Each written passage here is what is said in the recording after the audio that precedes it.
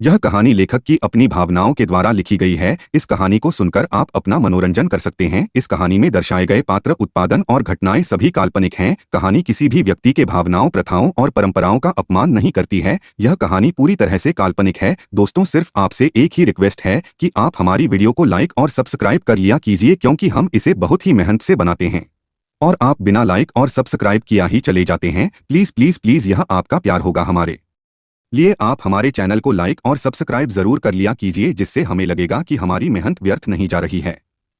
146 परी the killer. Akshu ने तुरंत अपना फोन निकाला और उसमें कुछ टाइप करने लगी। अक्षु को देख रूह समझ गई वह क्या कर रही है। अक्षु वायु को मैसेज कर रही थी और पता करने के लिए कह रही थी आखिर यह मर्डर किसने किया है। वहीं दूसरी तरफ एक छोटे से घर में एक लड़की सोफे पर बैठी थी। उसके चेहरे पर काफी थकान दिखाई दे रही थी, जैसे वह पूरी रात ना सोई हो। तभी उस लड़की के पास पड़ा उसका फोन बजने लगा। उस लड़की ने बिना देखे कॉल पर किया और उस कान से लगाया। दूसरी तरफ से एक आदमी की आवाज सुनाई थी। परी, क्या काम हो गया? वह लड़की जिसका नाम परी था, उसने उबासी लेते हुए कहा, हाँ, मैंने उस बिजनेसमैन को ऐसे मारा है कि कोई उसका चेहरा तक नहीं पहचान पाएगा, ना ही कोई प्रूफ रहेगा। आखिर उसका मर्डर किया किसने है? मैं जानता था ये सिर्फ तुम ही कर सकती हो। तुम बेस्ट हो, इस दुनिया में कोई तुम्हारे जैसा हो ही नहीं सकता, पर तुम्हें इतनी बेदर्दी नहीं दिखानी चाहिए थी। तुम्हें उस पर तरस खाना चाहिए था, उस लड़के ने कहा। उस लड़की की बात सुनकर परी, जो अब तक आलसी दिखाई दे रही थी, अचानक से उसकी आंखों में गुस्सा देखने लगा। उसकी आंखें लाल हो गई थी। क्या तुम मेरा पागलपन खुद पर देखना चाहोगे? परी की बात सुन कॉल की दूसरी तरफ मौजूद लड़के ने घबराते हुए कहा, बिल्कुल भी नहीं, मुझे तुम्हारा साइकोपन देखने में कोई शौक नहीं है। तुम तो पूरी की पूरी एक साइको किलर हो। मैं तुमसे बाद में बात करता हूँ। ये कहते हुए उस लड़के ने तुरंत कॉल कट कर दिया। उसकी आवाज में ही उसका डर सुनाई दे रहा था। परी ने तुरंत फोन को साइड में फेंक दिया और अपनी आंखें बंद कर ली। परी, जो 22 साल की एक खूबसूरत सी लड़की थी, जिसके चेहरे को देखकर कोई भी बता सकता था कि वह कितनी मासूम है, लेकिन परी हकीकत में है कौन, ये कोई नहीं जानता था। परी गुस्से में कितनी पागल और जानवर जैसी हरकतें करती थी, ये सिर्फ वही लोग जानते थे जो परी के करीब थे। पर वह भी केवल एक ही इंसान था, जो कि उसका दोस्त था, जो बचपन से ही उसके साथ होकर भी साथ नहीं था। जहां पूरी दुनिया उस आदमी को ढूंढने की कोशिश कर रही थी जिसने बेदर्दी से उसे बिजनेसमैन को मारा था, वही परी बड़े ही आराम से अपने घर में आराम फरमा रही थी। दूसरी तरफ अक्षु के फोन पर वायु का मैसेज आया। वायु ने भी पता करने की पूरी कोशिश की, पर उसे भी अब तक एक भी प्रूफ नहीं मिला था। आखिर किसने उसे बिजनेसमैन को मारा था? अभी केस के इन्वेस्टिगेशन बड़े ही हाई लेवल पर होने वाली थी, क्योंकि यह केस बहुत ज्यादा कॉम्प्लिकेटेड था और जितनी बेदर्दी से उसे आदमी को मारा था, उसे यही लग रहा था कि वह आदमी जरूर कोई साइको किलर होगा। वैसे अक्षु, तुमने इस आदमी से शादी क्या देखकर की? आहिर ने कार ड्राइव करते हुए कहा। आहिर की बात सुन श्रेयांश ने उसे घूरते हुए कहा, वही देखकर जो रूह ने तुम्हारे अंदर देखा था। हाँ, आप लोगों के पैसे, रूह ने अपने दांत दिखाते हुए कहा। रूह की बात सुनकर आहिर, श्रेयांश दोनों ने ही उसे घूरा। तभी आहिर ने कार रोक दी। अक्षु ने जब बाहर की तरफ देखा तो वह लोग एक बड़े से मंदिर के ठीक सामने खड़ी थे। उसे मंदिर की तरफ देखते अक्षु ने पूछा, क्या यही है मंदिर? हाँ, यही हमारी कुलदेवी का मंदिर है। आहिर ने मंदिर की तरफ देखते हुए कहा। वह चारों कार से बाहर आए और मंदिर की तरफ बढ़ गए। कार से बाहर आते ही श्रेयांश ने सबसे पहले अक्षु का हाथ पकड़ उसे अपनी तरफ किया। वह काफी देर से अक्षु से दूर था, चाहे वह एक कार में थे, फिर भी वह अक्षु के पास नहीं बैठा था और यह सब कुछ आहिर की वजह से हो रहा था। उसका मन तो कर रहा था वह अभी आहिर को मार मार कर उसका भर्ता बना दे।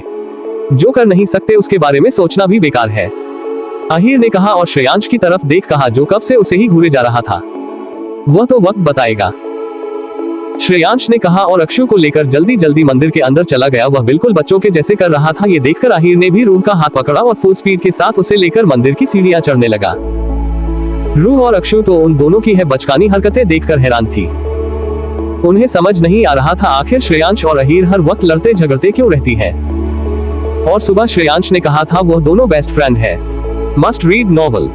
इस घर से तुम्हारी डोली उठेगी या तुम्हारे परिवार की अर्थी, फैसला तुम्हें करना है। कस्तूरी अपने सामने खड़ी 18 साल की बेहद खूबसूरत और मासूम कस्तूरी को धमकी देते हुए उसके परिवार पर बंदूक ताने हुए आदमी ने कहा था। कस्तूरी, जिसके माँ बाप को बचपन में किसी ने मार डाला और वो अपनी आंखों में इप्स ऑफिसर बनने का सपना लेकर जी रही है ताकि उनके कातिलों को सजा दिलवा सके। पर उसके सपनों को उसके अपनों की वजह से आग लग गई जब उसे अपने ही होने वाले बहनोई से शादी करने की धमकी मिली। उम्र में कस्तूरी से 10 साल बड़ा और गुस्सैल श्रेष्ठ देखने में हैंडसम था। 147 प्रॉब्लम्स कमिंग। वह एक भव्य मंदिर था जिसके चारों तरफ ही हरियाली थी, हर तरफ पेड़ पौधे लगे थे। वहां चारों तरफ देखकर रूह को काफी सुकून सा मिल रहा था। वह जगह काफी प्यारी और खूबसूरत थी, शहर की भीड़ से बिल्कुल दूर। वह चारों ही सीढ़ियों से ऊपर की तरफ जा रहे थे। वहां आसपास सिर्फ कुछ ही लोग थे जो अपने अपने पति या फिर पत्नी के साथ आए थे। कुछ ऐसे कपल भी वहां पर आए थे जिनकी कल या आज ही शादी हुई थी, क्योंकि उन लोगों ने अभी तक अपनी शादी वाले कपड़े ही पहन रखे थे। लगता है इस मंदिर को सब लोग बहुत मानते हैं, अक्षु ने कहा। अक्षु की बात सुनकर श्रेयांश ने कहा, हाँ ये यहाँ आसपास के गांव का सबसे भव्य मंदिर है। सबका कहना है शादी के बाद जो भी जोड़ा इस मंदिर में भगवान के आगे अपना सर टेकता है वह कभी नहीं टूटाता। इतना कहने के बाद श्रेयांश ने अक्षु की तरफ देखा, फिर मुस्कुराते कहा, हमारा रिश्ता भी कभी नहीं टूटेगा चाहे कुछ भी क्यों ना हो जाए। श्रेयांश की बात सुनकर अक्षु उसे घूर कर देखा। वह लोग सीढ़ियां चढ़ ही रहे थे कि कुछ रूह की हिल टूट गई। वह गिरने को हुई उससे पहले ही आहिर जिसने रूह का हाथ थाम रखा था उसने तुरंत उसे गिरने से बचा लिया और अपनी बाहों में भर लिया। रूह ने अपने पैरों की तरफ देखा और फिर उदासी से कहा, ये तो टूट गई। अक्षु और श्रेयांश आगे जा चुके थे। आहिर ने मुस्कुराते रूह की तरफ देखा और उसे तुरंत अपनी गोद में उठा दिया। रूह ने जल्दी से अपने दोनों हाथों को आहिर के गले के चारों तरफ लपेट हैरानी में उसकी तरफ देखा। Wifey what's the fear when your hubby is here, Ahir ने रूह को आंख मारते हुए कहा और फिर रूह को लेकर सीढ़ियां चढ़ने लगा। रूह ने मुस्कुराते हुए अपने प्यारे से पति की तरफ देखा जो सच में बहुत प्यार था। आगे जाकर जब अक्षु को एहसास हुआ रूह इतनी देर से चुप है, उसने पीछे मुड़ देखा तो उनसे कुछ सीढ़ियां दूर ही आहिर रूह को अपनी गोद में उठाए ऊपर रहा था। आहिर रूह को इस तरह देखकर अक्षु के होठों पर मुस्कुराहट आ गई। क्या तुम चाहती हो मैं भी तुम्हें अपनी गोद में उठाकर चलूं? श्रेयांश ने अक्षु की तरफ देखते हुए कहा। अक्षु ने घूरकर श्रेयांश की तरफ देखा और कहा, बिल्कुल भी नहीं। श्रेयांश हंसने लगा। उस मंदिर में लगभग 50 से ज्यादा सीढ़ियां थी। कुछ देर बाद ही वह लोग ऊपर मंदिर में पहुंच गए। चारों साथ में मंदिर के अंदर गए जहां पंडित जी कुलदेवी की पूजा कर रहे थे। उनका पूरा ध्यान पूजा करने में ही था। वह सभी भी अपने हाथ जोड़ वहां खड़े हो गए। तभी वहां बैठे एक पंडित जी जो कब से अपनी आंखें बंद किए माला जप रहे थे। उन्हें देखकर ऐसा लग रहा था जैसे वह कई वक्त से उसी जगह पर बैठे थे। उनके कपड़ों पर धूल मिट्टी भी लगी थी, जैसे उन्हें वहां पर तपस्या करते हुए कई दिन हो गई हो। आ गए तुम सब, पर अब वापस लौट कर जाना है। साथ मिला जरूर है पर हमेशा के लिए नहीं। तुम्हें अगर इसे हमेशा अपने साथ रखना है तो लड़ना होगा, अपनी आखिरी सांस तक लड़ना होगा। उन पंडित जी की बात सुनकर वह चारों उनकी तरफ हैरानी में देखने लगे। श्रेयांश को तुम की बातों का मतलब ही नहीं समझ आया। यही हाल अहीर का भी था। अक्षु और रूह भी कंफ्यूज थी। उनकी बात सुनकर पूजा कर रहे पंडित जी की नजर तुरंत अपने पीछे गई जहां पर वह चारों खड़े थे। उन्हें देखते ही पंडित जी ने मुस्कुराते हुए कहा, यह इस मंदिर के मुख्य पंडित हैं जो पिछले एक हफ्ते से तपस्या के लिए बैठे हैं। उनके मुंह से जो भी वाणी निकलती है वह बिल्कुल सच होती है। अगर यह सब कह रहे हैं तो जरूर तुम लोगों की जिंदगी में कुछ होने वाला है। कुछ नहीं, बहुत कुछ होगा, एक के बाद एक होगा, जिसे रोकना असंभव है पर उस पर जीत हासिल करना संभव। तुम लोगों को साथ रहना होगा, एक दूसरे का साथ देना होगा, वरना सारे रिश्ते टूटकर बिखर जाएंगे। एक बार फिर उन पंडित जी ने कहा। उनका चेहरा तो उनमें से कोई नहीं देख पा रहा था, पर उनकी तरफ देखकर ऐसा लग रहा था जैसे वह जो कह रहे हैं वह बिल्कुल सच है। उनके अंदर से अलग ही ऊर्जा का आभास हो रहा था। उन पंडित जी की बात सुनकर पुजारी जी मंदिर के अंदर गए। वह अपने हाथ में 4 रक्षा सूत्र लेकर आए। उन्होंने उनकी तरफ देखकर कहा, लगता है तुम्हें भगवान के आशीर्वाद की बहुत जरूरत है। ये कहते भी वह मुस्कुराते भी उन सभी को रक्षा सूत्र बांधने लगे। श्रेयांश ने अपना हाथ आगे नहीं बढ़ाया और कहा, मैं इन सब में नहीं मानता। श्रेयांश की बात सुनकर पंडित जी ने मुस्कुराते हुए कहा, पर तुम्हें मनाना चाहिए, और अगर तुम नहीं मानते तो तुम्हारे हाथ पर यह हो या ना हो क्या फर्क पड़ता है। उनकी बात सुनकर श्रेयांश ने कुछ नहीं कहे रखना हाथ आगे कर दिया। पंडित जी ने उन सबको आशीर्वाद दिया। पंडित जी का आशीर्वाद लेकर वह चारों ही मंदिर से बाहर आ गई। अक्षु और रूह अभी भी अपने ख्यालों में गुम थी। उन्हें देखकर ऐसा लग रहा था जैसे वह भी उन पंडित जी की बातों में ही सोच रही थी। अक्षु रूह ने एक दूसरे की तरफ देखा। वह जानती थी उनकी जिंदगी में बहुत जल्द बड़े बदलाव आने वाले हैं, जिसके बाद शायद बहुत सी चीज बदल जाए। क्या तुम्हें सच में लगता है ये हमारी मदद करेगा? श्रेयांश ने अपने हाथ में मौजूद उसे धागे की तरफ देखते हुए कहा। उसे बचपन से ही इन सब चीजों में यकीन नहीं था। श्रेयांश की बात सुनकर आहिर ने उसकी तरफ देखा और मुंह बनाते हुए कहा, तुम्हारी तो कोई मदद नहीं कर सकता। हाँ, क्योंकि श्रेयांश खुराना अपनी मदद करना जानता है। आहिर में घमंड से आहिर की तरफ देख मुस्कुराते हुए कहा। आहिर ने श्रेयांश की तरफ देख डेविल मुस्कान के साथ कहा, क्या तुम्हारे पैर जमीन पर नहीं टिकते हैं जो तुम हर वक्त बातों के एरोप्लेन में हवा में उड़ते रहते हो? Must read novel. 148 गांव। क्या तुम्हें सच में लगता है ये हमारी मदद करेगा?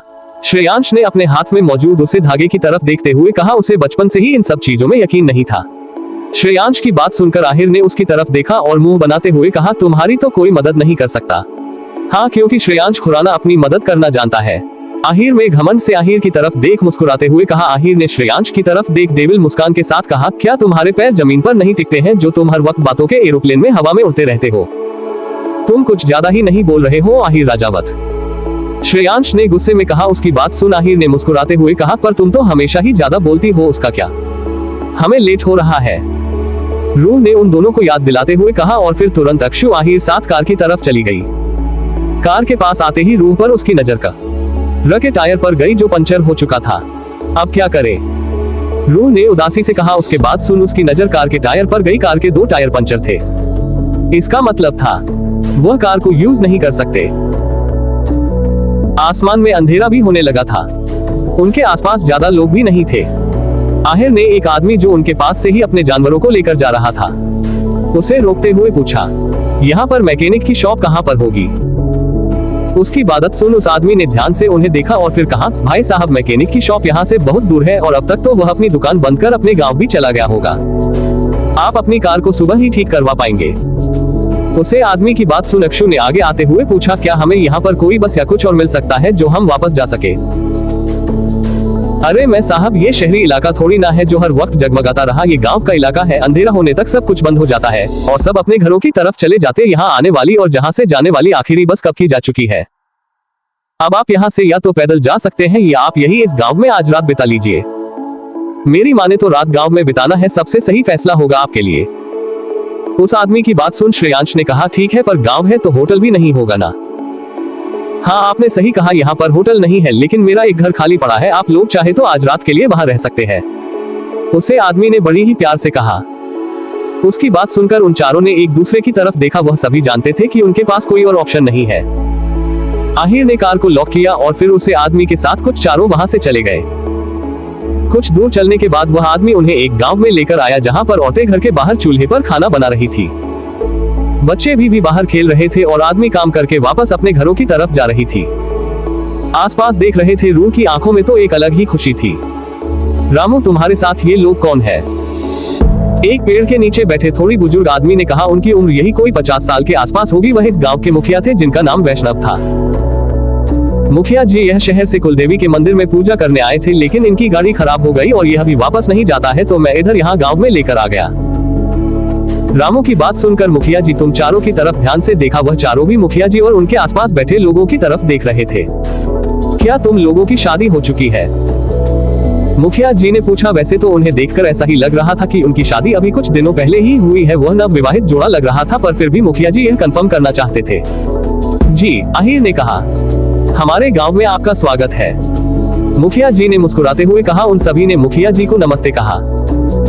रामू, तुम इन्हें अपने घर ले जाओ, इनका अच्छे से ध्यान रखना, ये हमारे मेहमान है। तब तक मैं मेघा के हाथों उनके लिए कुछ कपड़े भिजवाता हूँ। मुखिया जी ने कहा। उनकी बात सुन रहा हूँ मैं, अपनी गर्दन में हिलाई।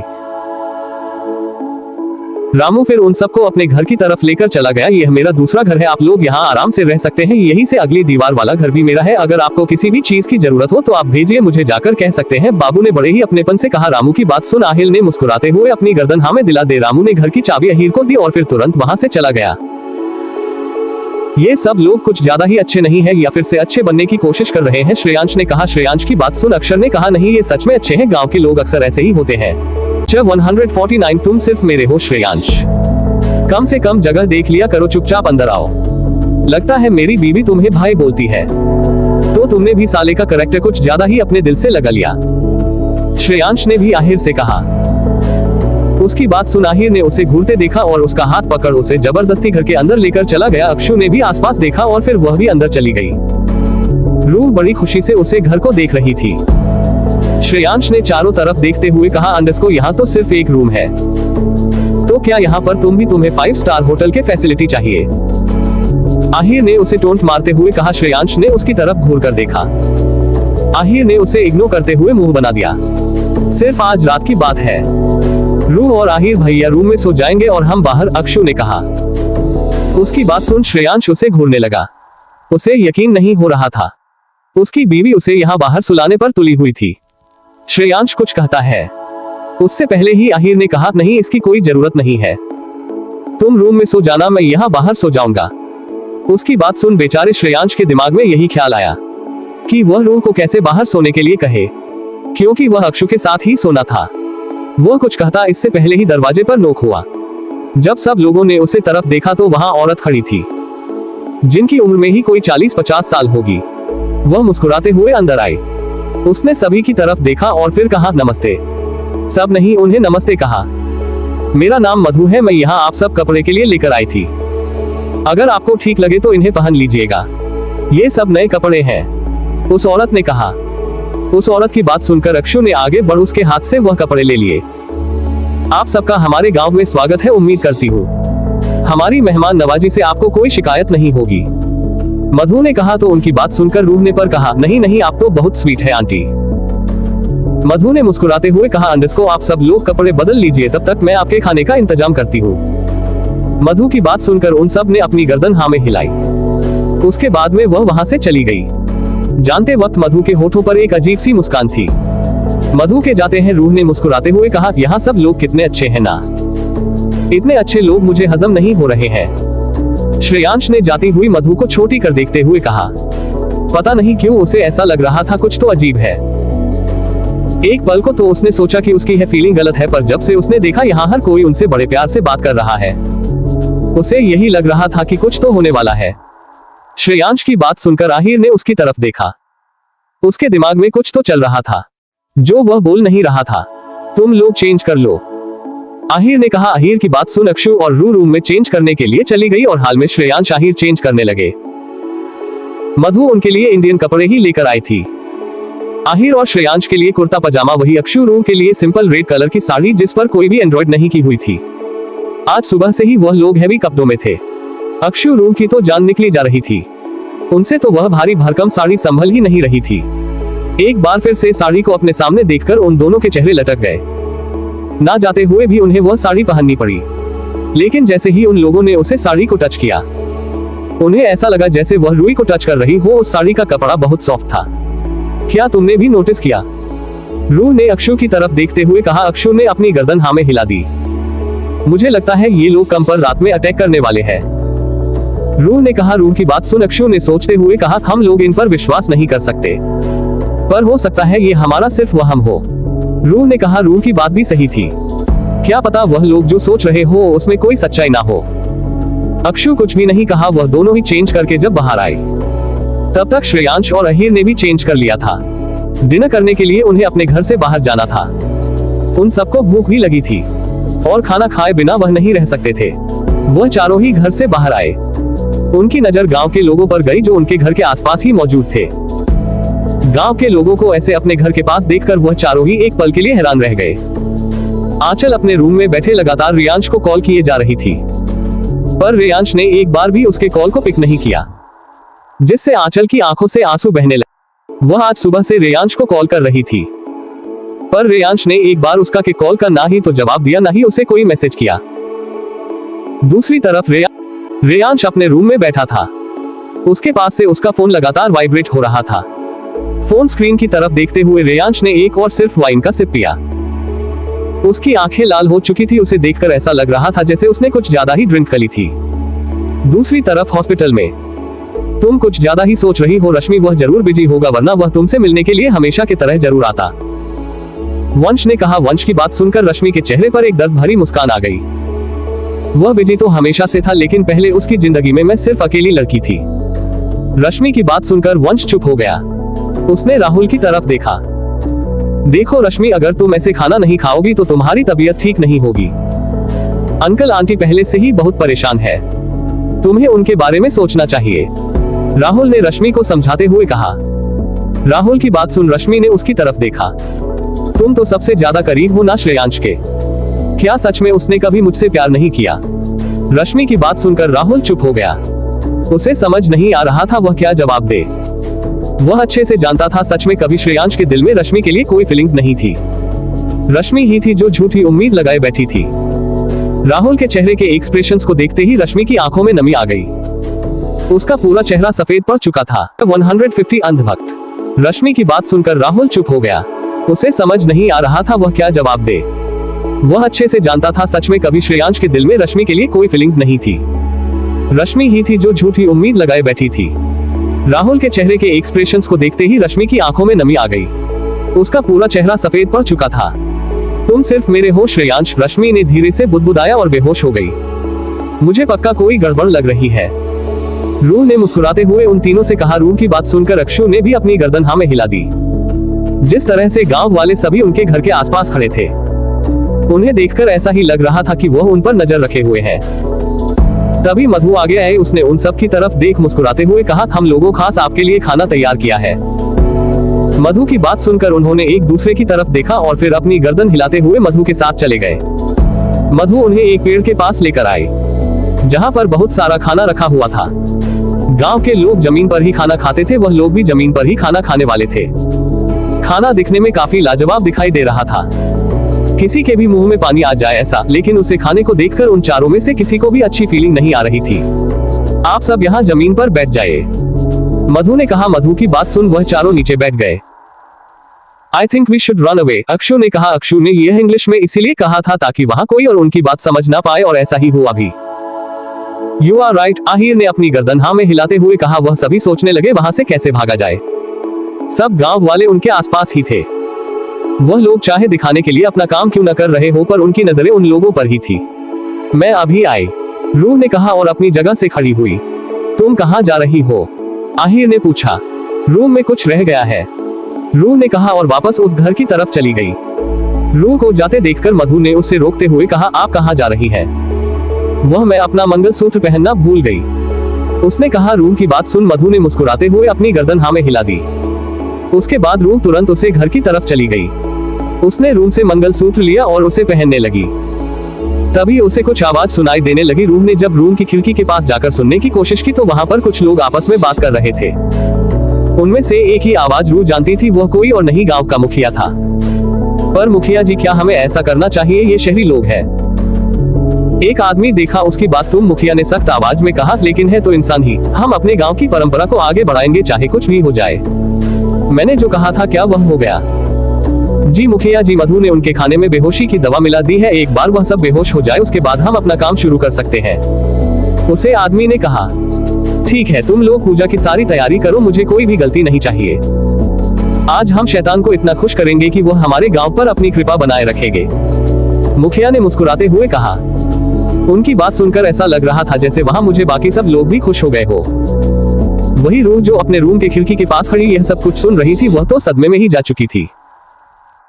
आखिर वहां पर चल क्या रहा है और ये लोग कौन सी पूजा की बात कर रहे थे और उनके खाना में बेहोशी की दवा मिलाना, ये याद आते ही रूह तुरंत उसे घर से बाहर आए और बाकी सब की तरफ चली गई।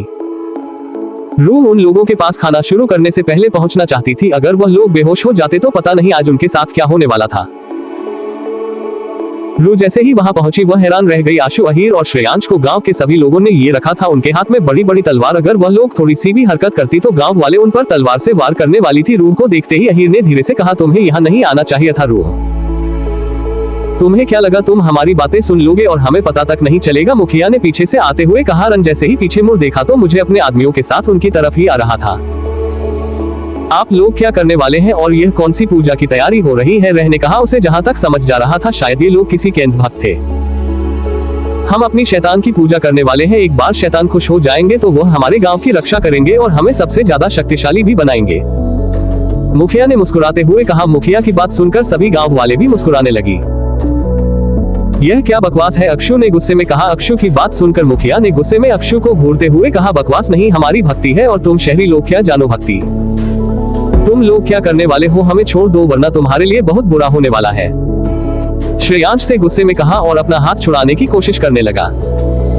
अगर तुम लोगों ने ज्यादा परेशान किया तो अपनी जान से हाथ धो बैठोगे, मुखिया ने कहा।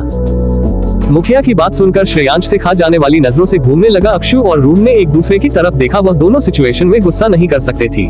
आगे स्टोरी और भी इंटरेस्टिंग है, आपको बहुत मजा आने वाला है, तो इसका नेक्स्ट एपिसोड देखना बिल्कुल ना भूले और चैनल को अपने प्यारे प्यारे हाथों से लाइक और सब्सक्राइब कर लें और अपने दोस्तों को शेयर करना बिल्कुल ना भूले और अपना प्यार भरा कमेंट जरूर करें और दोस्तों कम से कम 200 लाइक का टारगेट पूरा कर दे। मिलते हैं नेक्स्ट एपिसोड में।